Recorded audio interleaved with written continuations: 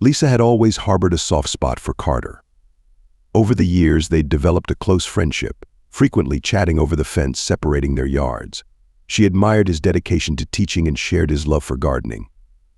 However, Lisa had long been uneasy about Carter's relationships with male students. Detectives Laura Cawley and Tom Keller called her in for questioning, and though she arrived looking composed in a simple blouse and jeans, there was a hint of nervousness in her eyes.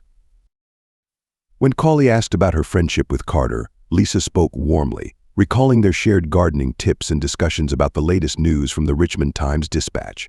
But her demeanor shifted when the conversation turned to Carter's interactions with students.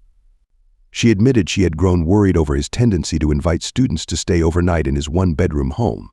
She even confronted him about it several times, suspecting he sought validation from the students in unhealthy ways. Though she stopped short of accusing him of any crime, she feared he was emotionally manipulating the boys for the affection he desperately needed. Despite her repeated warnings, Carter had ignored her pleas, and her frustration continued to build. As the detectives probed deeper, Lisa's composure faltered, and tears began to well in her eyes. She insisted that, despite her concerns, she had never wished harm upon Carter and was heartbroken by his death.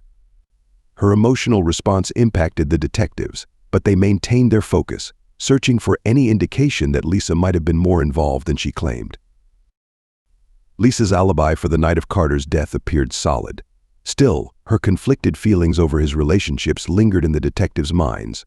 5 days later, on July 20th, 2017, the investigation took a crucial turn. That hot, humid afternoon, forensic technician Mike Harris delivered a report confirming that the tea found at Carter's home was laced with aconite, a rare, deadly toxin also known as monk's hood, found growing in Carter's garden. The presence of aconite confirmed Carter's death was no accident. Cawley and Keller refocused on suspects with knowledge of plants and access to his garden. They conducted a thorough search of Carter's home and found a small locked box hidden in his closet. Inside were explicit letters from Dan White, one of his students, detailing a tumultuous relationship that had recently become strained. A final letter hinted at a breakup and ominously expressed Dan's feelings of betrayal. This discovery placed Dan at the investigation's center, presenting both motive and opportunity. The detectives brought Dan back in for questioning, prepared for the final confrontation as they worked to uncover the full truth.